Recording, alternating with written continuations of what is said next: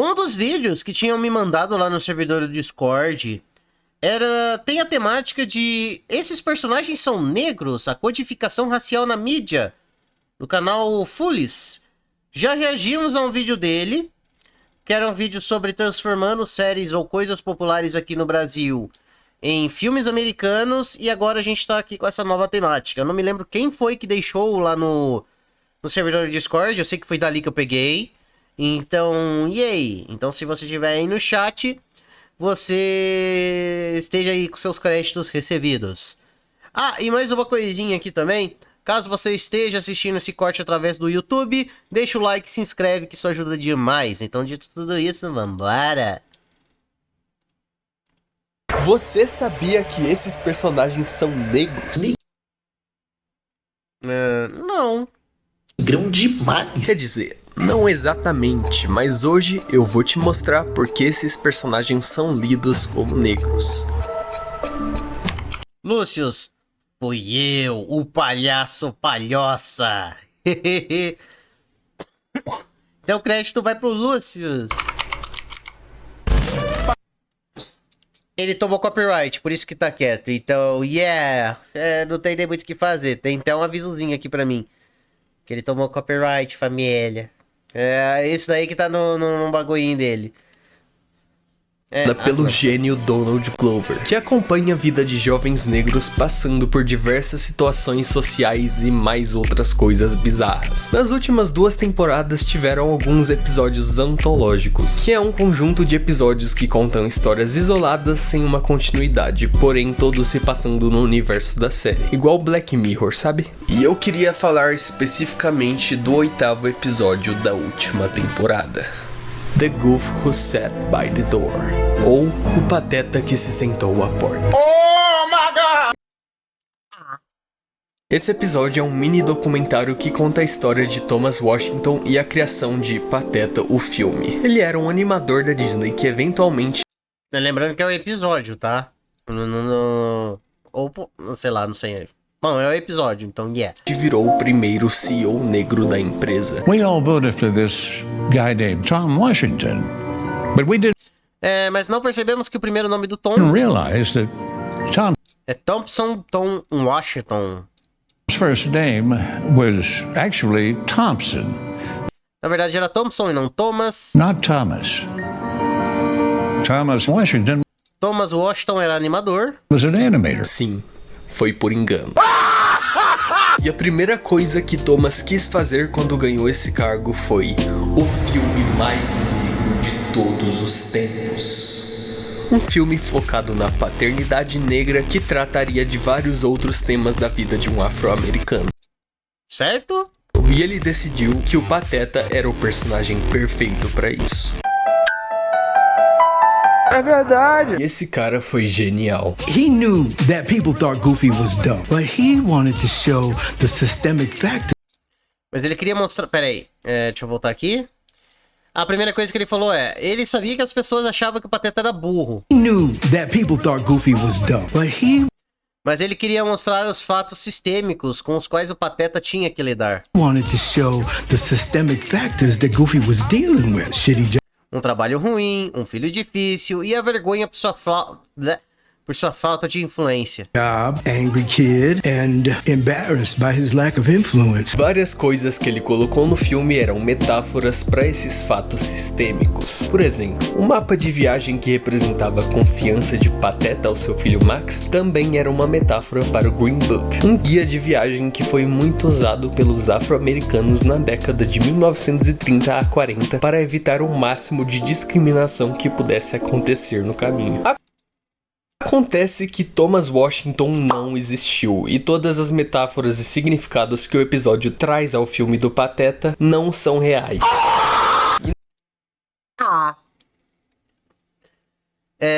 Caramba, nem sabia disso. Eita, nós. Tinha que ser o YouTube.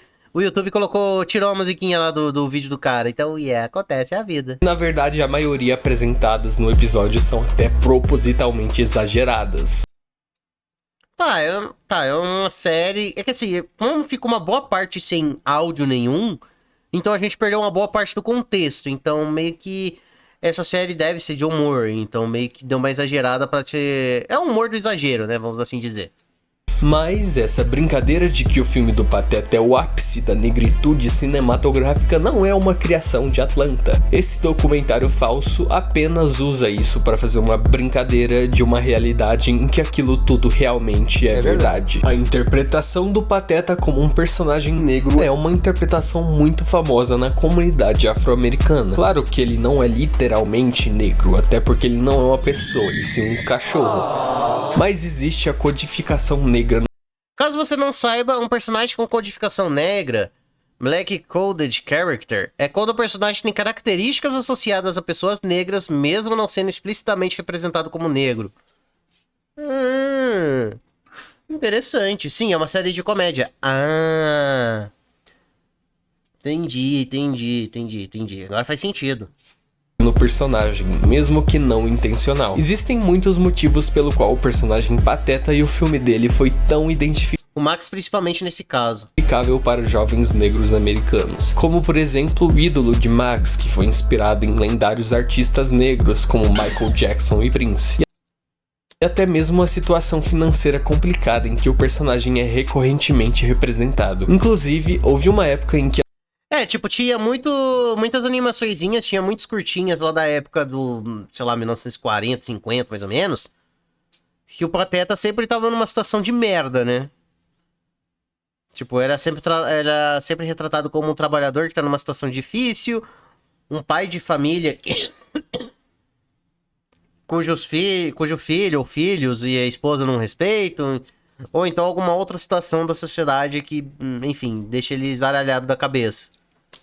que as animações do Pateta focavam muito em críticas sociais da vida média americana de diversos tipos. Inclusive, recomendo esse vídeo do Quadrinhos na Sarjeta sobre isso. Comunista! E claro, críticas sociais não são exclusivas dos negros, mas em um mundo em que o racismo existe e pessoas de cor sofrem inúmeras formas de discriminação, a identificação com um personagem que enfrenta tantos problemas na sociedade vem com mais facilidade. E outros personagens, como o Piccolo de Dragon Ball, Copyright! Ainda bem que eu tive que pausar, porque deu um medinho de tomar um copyright. Michael Jackson mencionado, uma boa alegria. Sim, eu estarei te devendo, você é o TDA eu sou a palha TDAxota, meu Deus, Lúcio. Eu mandei esse vídeo daquela vez que falamos sobre isso em live, agora se você me perguntar quando, eu te entendo, Lúcio, eu também não lembro quando foi que você mandou esse vídeo. Eu só coloquei na minha playlist porque eu falei assim, deve ser interessante. E cá estamos. Mas eu acho que já deve fazer o quê? Papo de mês. Porque, yay! O meu cérebro é um mingauzinho. Caçador de Marte da DC Comics e as Tartarugas Ninjas também são lidos como negros. Em alguns casos, o autor da obra intencionalmente quer que a gente interprete o personagem dessa forma, como por exemplo o Darwin de Incrível Mundo de Gumball. E outras vezes é porque, como seres humanos, muitas vezes nós projetamos nossa própria realidade e experiência nos personagens que a gente acompanha. Historicamente, na mídia, personagens negros eram frequentemente retratados de maneira estereotipada, sem muita profundidade ou apenas como um alívio cômico. Tipo assim, as primeiras animações que tinham personagens negros eram tudo umas animações que, enfim, era a época, né? Era um bagulho zoadaço, mas é coisa da época, né? No passado, além da escassa representatividade negra, os poucos personagens que existiam eram problemáticos, alguns que se salvam. Por isso, muitas pessoas negras acabavam buscando essa identificação em outros personagens. O desenvolvedor de jogos e jornalista Isaiah Colbert discutiu essa busca por codificação negra em personagens em um artigo para o site Kotaku, destacando como essa tendência para ele começou com o Piccolo. Ele disse: "Minha capacidade de identificar personagens codificados como negros, como Piccolo, tornou-se uma segunda natureza à medida que amadureci em um mundo repleto de desenhos animados e animes. Os personagens codificados como negros não são literalmente negros, normalmente porque o sistema racial que construímos não se reflete nos mundos em que eles existem.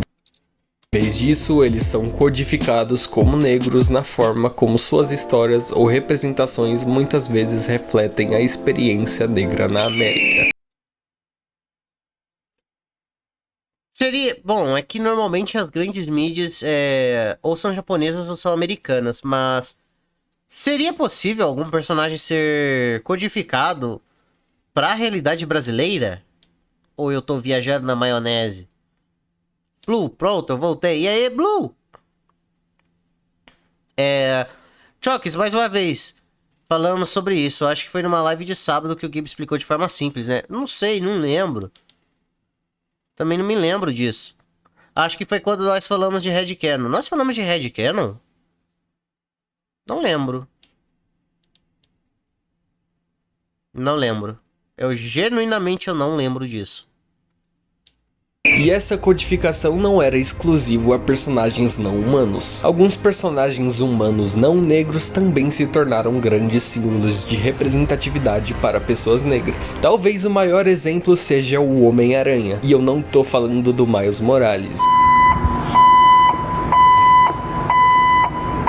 e sim do Peter Parker. Peter Parker é um personagem universalmente identificável, independente da sua etnia, gênero ou sexualidade. Olha o Kirby ali do nada. Muitas pessoas conseguem se ver nele facilmente. You know, one of the Você sabe que você sabe uma das melhores coisas greatest things about sobre a roupa do Homem-Aranha? Spider-Man's outfit, he is completely Ele está completamente coberto. covered, so any kid could Então qualquer criança pode imaginar que ela é o Homem-Aranha. imagine he's Spider-Man because no color Porque a cor de pele não é porque a cor da pele não é mostrada. of the skin shows. He could be black under that. Ele pode ser negro por baixo da roupa. He could be Ele pode ser indígena, pode ser asiático. red. He could be yellow. He could belong Ele pode pertencer a qualquer etnia. to any race. And that wasn't E isso não foi feito de propósito. done purposely. It was done accidentally. Foi feito acidentalmente. But I think it was the best thing we did. Para a Mas acho que é a melhor coisa que fizemos. comunidade negra, especialmente nos Estados Unidos, essa identificação teve um grande impacto. Inclusive na época de campanha Pera aí, deixa eu ver o que vocês estão falando. Falamos sobre muitas coisas, Luquito. Pera aí. Choques, e pensar que a boca vermelha, por uns grandes estereótipos, era que negros comiam muito melancia que deixava os lábios avermelhados. Caraca. Ah, tá. Da codificação pra população brasileira tem como. Falamos sobre muitas coisas, Luquito. Eu lembro de pessoas acharem que o Luffy... Meu Deus. Não, o Luffy é brasileiro. Ele é canonicamente brasileiro. O próprio autor confirmou isso. Faz sentido o que o Stanley falou. Luffy é BR, segundo alguns, mas eu acho que é puro headcanon. Não é. O próprio Eiichiro Oda já deixou isso documentado. O Luffy é brasileiro.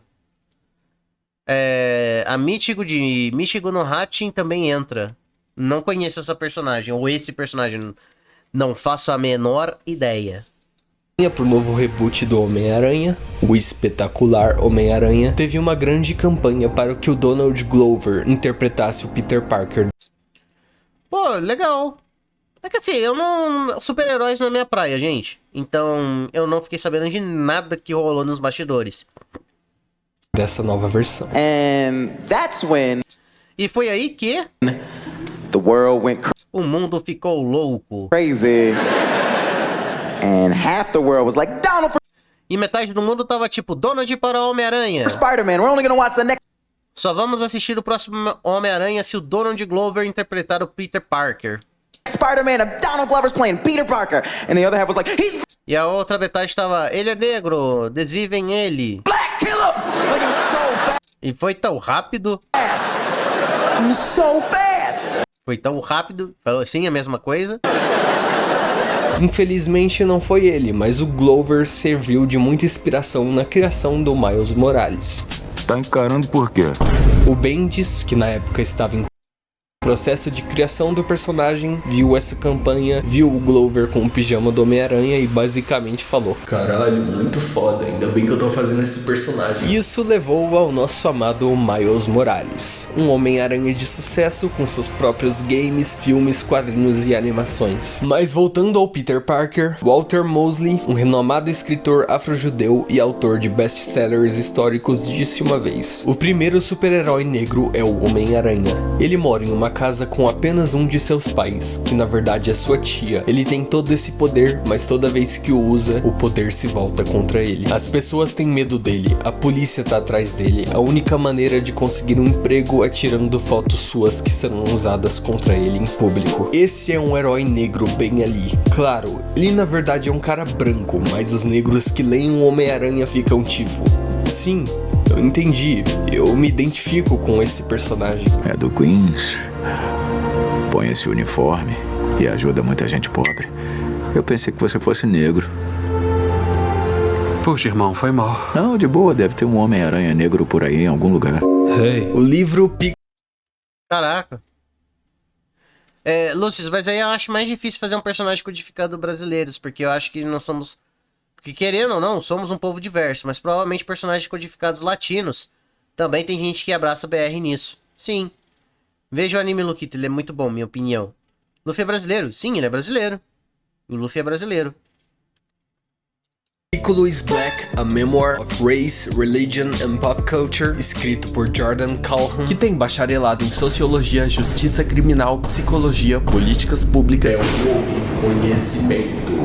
O livro explora de maneira aprofundada a relação de pessoas negras com personagens codificados como negros. Calhoun usa sua própria experiência como homem negro, nerd e fã de cultura pop para citar personagens como Piccolo, que dá nome ao livro, Optimus Prime, Naruto e Knuckles. Vai parecer até piada em Knuckles, porque tem um meme que, tipo, qualquer coisa e Knuckles. De Knuckles por uma razão, porque é meu nome.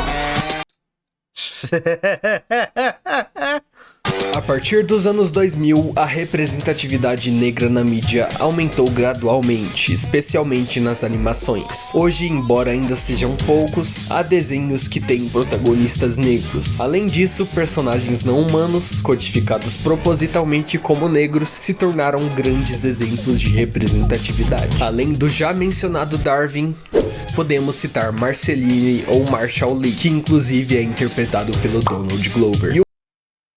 Legal. O Marshall Lee recentemente ganhou uma versão humana onde ele é retratado como um jovem negro. No mundo de onde viemos, o Gary era um príncipe doce e você era um vampiro descolado. Show! E tipo, só aceitou a informação e foda-se, isso eu achei engraçado. É muito conhecido. Peraí. Knuckles é um ícone, sim. O Jace de Arcane é codificado latino, e tem quem abraça que ele é BR, porque ele se parece com o ator BR daqui. Eu só aceitei, eu não conheço nada de Arcane. Muito conhecimento, cara. Busquem conhecimento. No desenho, o acampamento de Laszlo, o protagonista do desenho Laszlo nasceu em São Paulo. Caraca, que foda. Chucks, droga, eu ri. E também um dos maiores exemplos desse tipo de personagem, a Garnet de Steven Universe. A Garnet não é necessariamente uma mulher negra, ela... a Garnet é basicamente uma função de duas gems, né? Que aí resultou nela. Mas mesmo assim, a Garnet é uma personagem foda.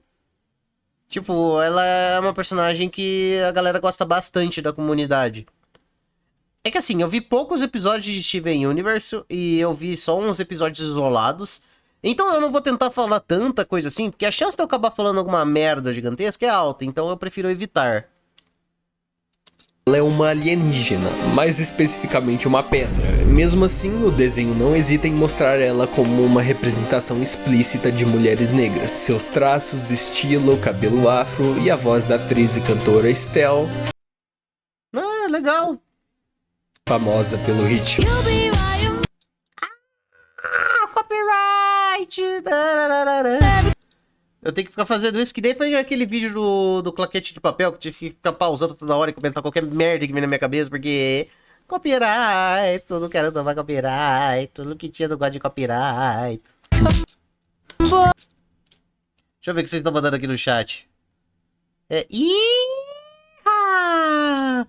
A Garnet é a Garnet. Eu acho que deu Nero Activation na galera, hein? Eu acho que vocês têm um pouquinho de crush na Garnet. Eu só acho. Eu só chuto. Reforçam essa representação. Garnet é uma figura central em Steven Universe. Ela é a líder das Crystal Gems. Muitas vezes, pelo que eu me lembro, muitas vezes ela colocava o grupo em ordem também. Tipo, ela meio que era a mãe do grupo, vamos assim dizer. Porque a Ametista era um pouco mais despirocada da cabeça, acho que seria tipo uma irmã mais velha. A Pérola, ela é chata. E a Garnet era meio que a mãe do grupo. A mais poderosa do grupo, praticamente uma mãe pro protagonista, e é uma fusão muito foda de duas gems que se amam. Sou feita de amor, amor, amor,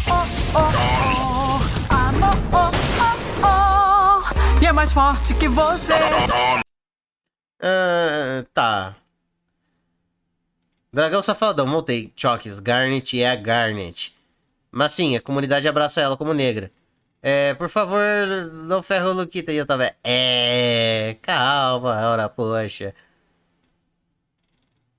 Hã? Teve até o comercial dela contra... Ah, tá. Uma pedra de Ô, louco, calma. Teve curtas no geral. A Pérola é a mãe legal e a Garnet é a mãe que bota limites. Nossa, a Pérola é legal. Eu lembro dela ser uma chata. Nossa, eu não suporto a Pérola. Eu posso dissertar muito sobre esse desenho.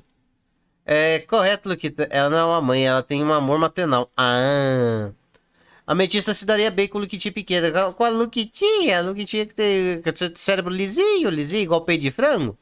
Sei não. Ela seria tia legal. Dois doidos...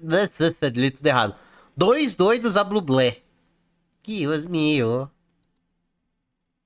Mas é crucial reconhecer que muitas representatividades hoje em dia são movidas quase que puramente por interesses econômicos, mas não os que eu citei anteriormente, esses são muito bem feitos. A crescente conscientização social fez com que a representatividade se tornasse um bom negócio para as empresas. Você que acredita nesse papo de lacração, é melhor você abrir seu olho direito, porque a indústria não é amiga de nenhuma agenda política. Eles são amigos do dinheiro.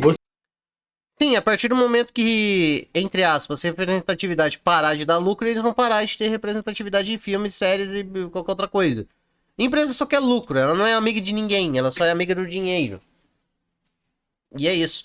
E tem muitas empresas que fazem isso e até mesmo tem comportamentos mais pirracentos, dignos de adolescente, porque sabe que isso vai repercutir e sabe que vai ter a galera da guerra cultural que vai repercutir sobre isso. Por isso que teve muitas obras aí recentemente que tinham uma qualidade medíocre, qualidade de narração medíocre, qualidade de... Enfim, qualidade técnica medíocre pra ruim mesmo, vamos usar o termo certo. Só que eles se agarraram na galera que faz parte da guerra cultural. Então seria a galera que fala de lacração e a outra galera que fala que não tem lacração. Aí fica nessa guerra, o negócio fica na boca do povo de forma muito artificial e a empresa sai ganhando dinheiro, porque aí vai ter a galera que vai querer ver porque os nerdola estão tudo puto. Vai ter a outra galera que vai querer ver pra poder criticar, que aí no caso seria os nerdola. E também vai ter a galera que vai querer ver de curiosidade, porque despertou curiosidade. E é isso, né? No fim do dia a empresa sai ganhando. É marketing gratuito, exatamente, Dragão. Lembra da música da versão Undertale do Sans. Misura, nunca assisti Steven Universe, nem é do meu interesse. Eu também não tô muito afim de ver, não. Choque, espero ela tá mais pra mãe traumatizada que tenta ser rígida porque foi ensinada assim. Decor, tem jeitos de se fazer a representatividade, poucas empresas sabem fazer. Sim. Você que acha que fizeram a Pequena Sereia no live action ser negra porque eles querem agradar a esquerda, não foi. Perceba a inteligência. É porque eles querem dinheiro. Eles sabiam que iam sair vários relatos e registros. Sim, porque o pessoal ia comentar bastante na internet sobre como várias crianças negras se identificaram com a Ariel negra. Isso realmente é muito fofo, mas eles também sabiam de toda a desgraça que rolaria na internet. Os ataques racistas que a atriz sofreu, de toda essa parte ruim.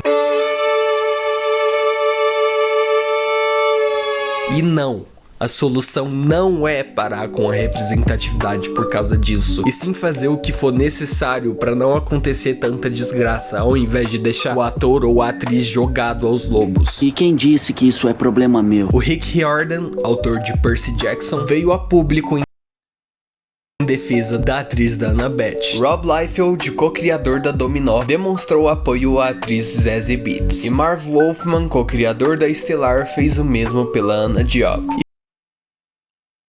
A Anna Diop é uma ótima como Estelar. Eu não poderia estar mais feliz em ver George Pérez e minha garotinha recebendo os holofotes que merecem. E por aí vai. Mas o certo seria esse posicionamento partir da empresa, em vez deles ficarem assistindo todo o caos que eles fazem de propósito. E só pra constar, eu tô usando a representatividade. Deixa eu ver. Decor, não tem nada contra ela ser negra, asiática, ela poderia ser roxa com bolinhas verdes. Mas não me convenceu como filme. Tipo, o que importa é a qualidade da narrativa, tipo... qualidade técnica também, se o áudio é bom, se de repente, sei lá, os momentos de conversa não tá com áudio muito baixo e depois tem uma explosão com um som muito alto e essas coisas. Então, assim, tem detalhes que realmente fazem a diferença, entende? Então, assim, eu acho que a galera que critica muito o filme ou qualquer outra obra só porque tem personagem negro ou qualquer outra minoria que tá sendo representada e não a qualidade da obra per si, é uma galera que tá olhando muito focando muito em uma coisa que não existe, um problema que não existe, entendeu? Misura, pior que no filme Alien 3, a Ellen Ripley, ela ficou careca e ninguém reclamava. Agora, quando anunciou o novo jogo da Naughty Dog, aí reclamam da protagonista ser mulher careca. Eu sinceramente, no jogo da Naughty Dog eu caguei, então não sei nem do que se trata esse jogo. Eu ainda não vi o filme, mas tenho meus pontos de pré-análise que me deixaram desconfortáveis. Você tá falando do Pequena Sereia? O Pequena Sereia ainda eu não assisti, o live action, então não tenho opinião. Negra como um exemplo, mas tudo isso que eu tô falando serve para qualquer tipo de representação de minorias. E antes que venham comentários, eu quero explicar a importância da troca de etnia em personagens e também como ela não pode ser aplicada em qualquer um. Pensa...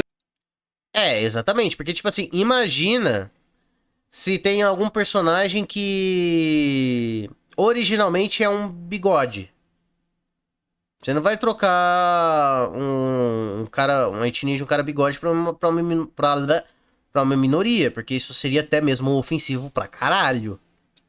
Pensa comigo, no tema personagens de quadrinhos, por exemplo. Agora personagem de quadrinho, personagem de anime, foda-se. Sendo bem sincero. Você concorda que existem muito mais personagens brancos do que negros, certo?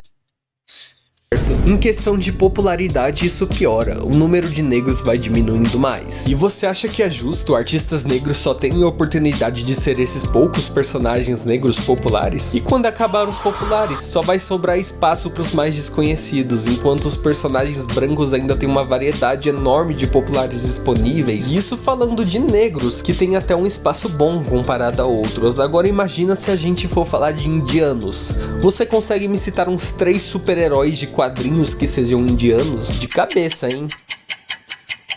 Mas nem fudendo. Se você conseguiu, tá um nerdzaço e você sabe que você é. Mas e aí? Deixa eu ver. Chokes, também a Estelar, a comunidade diz que ela é negra. Nas primeiras versões dela tinha um cabelo que representa afro. Sim, a Estelar era representada... Era uma personagem que era uma representação de uma mulher negra, eu acho. Decor, eu vi uma cineasta reclamando do filme de 12 anos de escravidão porque era um filme raci. Porque o africano era escravizado. Misura. Nossa, eu lembro que na série do Resident Evil, da Netflix, eles colocaram o Wesker como cara negro, sendo que o Wesker é um bigodista. Puta que pariu. Decor, na época... Nossa, mas essa da Netflix aí, eles chaparam, hein? Só lembro do Homem-Aranha indiano do filme do Aranha Verso. E você acharia justo um artista indiano não ter oportunidade de ser quase nenhum personagem em uma adaptação de quadrinho? É aí que a troca de etnia é necessária. É uma forma de inclusão que na maioria das vezes não afeta em nada além da troca de aparência. Troca de aparência essa que acontece com muitos personagens brancos interpretados por brancos, mas só vira um caos enorme quando escalam uma pessoa de cor pra isso. Em alguns casos literalmente só muda a cor da pele. Exemplos em que a troca de etnia não alterou nada e foi muito bom é Comissário Gordon em The Batman, o Rei do Crime que carrega aquele filme do Demolidor, a Estelar na série Titãs, que apesar de ser uma bosta, a personagem é muito boa lá. Mas esse meio que é roubo, né? Porque a personagem é intencionalmente codificada como uma pessoa de cor. Há seres em outros planetas que acham que os tamaranianos são inferiores e chamam a gente de troque. Então ele está ofendendo você. E você sabe como é ser julgado simplesmente por causa da aparência?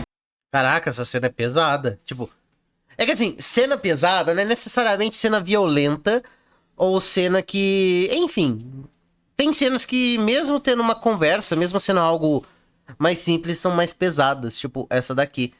Que às vezes a gente não entende quando a gente é criança, porque, bom, quando a gente é criança a gente quer ver lutinha, mas depois quando você fica velho e começa a ver um pouquinho as coisas do mundo, você pensa, caralho... Claro que sim. Eu sou parte robô. E muitos falam. Mizura, nos quadrinhos antigos da Tartaruga Ninja, a April é uma personagem afro, pois ela tinha um cabelo afro. Decor, pra você colocar um personagem com etnia X em tal local, tem que ver o contexto social, político, de época e geológico. Não dá pra meter uma Pocahontas loira de olho azul, e não dá pra colocar um bigodista africano.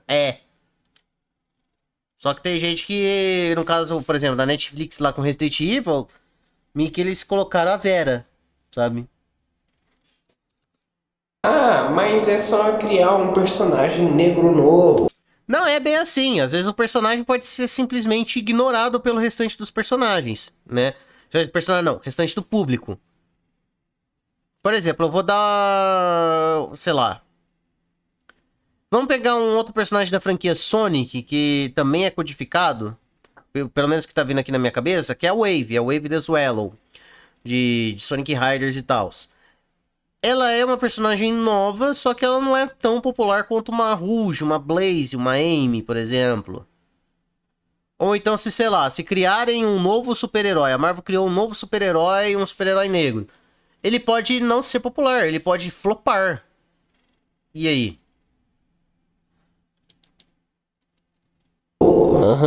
Vamos fingir que personagens como o próprio Miles Morales não sofreram diversos ataques desde sua criação até hoje. E mesmo se desse certo, sério, vai demorar anos pra esse personagem se consolidar. E realmente, eu concordo, personagens novos devem ser criados, mas não se deve limitar a representação a isso. Mas também não pode ser uma troca freestyle. Tem personagens que devem ser da etnia que são originalmente. O Pantera Negra não pode ser branco, assim como o Wesker de Resident Evil não pode ser negro. O Albert Wesker é um personagem com um discurso de raça superior, coisas de supremacismo branco, e claro, não são só personagens racistas pau no cu que devem se manter brancos. Eu só usei ele de exemplo por ser um bem extremo e que eu acho bizarro terem escalado um ator negro pra ele. Inclusive, descansa em paz, Lance Reddick. Empresas como a Disney faz todo mundo de trouxa com representatividades falsas e mal feitas, mas como eu disse anteriormente, a solução não é parar com isso. O que precisa ser feito é contratarem equipes competentes para fazer essas representações. E claro, pra obra também, né? Porque ultimamente tá difícil na indústria. O que me deixa mais encucado é que a obra pode ter vários defeitos na direção, roteiro e qualquer outro quesito, mas a culpa cai sempre em ter um personagem de cor ou uma mulher, vai entender. A gente tem que começar a não aceitar as coisas de qualquer jeito e criticar as obras pelos motivos certos, não por preconceito estrutural, disfarçado ou explícito. Quando todas as peças estão alinhadas, surgem obras-primas com grande representatividade, como Red Dead Redemption 2, que teve um cuidado muito grande na representação indígena, Homem-Aranha no Aranhaverso, que diz... O Nightwolf de Mortal Kombat, ele não seria uma boa representação, ou não? Eu tô chapando. Pra quem aí é fã de Mortal Kombat. Dispensa comentários. Os filmes do Jordan Peele, as obras do Donald Glover, Moana, Brokeback Mountain, Life is Strange, Hora de Aventura, Encanto, Tudo em Todo Lugar ao Mesmo Tempo, One Piece e muitos outros. É muito bom se sentir representado. Eu que o diga, eu uso Miguel O'Hara pra me representar, porque ele é um personagem foda, é um Homem-Aranha e ainda é pardo e bonito que nem eu. O meu ponto é, existem vários tipos de representações e todas são importantes. Se inscreve, compartilha. Bom vídeo. A gente conseguiu conversar aqui sobre algumas coisinhas e deixa eu ver o que vocês estão falando. Decor, o que a Marvel e a DC tem feito é desestereotipar heróis e vilões. Tem funcionado até. Choque, só criar uma obra com personagens originais negros... abre aspas. Abre aspas. Só criar uma obra com personagens originais negros, fecha aspas. Sempre que tem, não é popular e nunca divulgam. Sim. A galera acha que é fácil criar personagem, é fácil criar histórias e que qualquer merda faz sucesso. Entendeu? Então, Mas bom vídeo, de modo geral. Eu gostei dele. Inclusive, o link original vai estar na descrição. E é isso.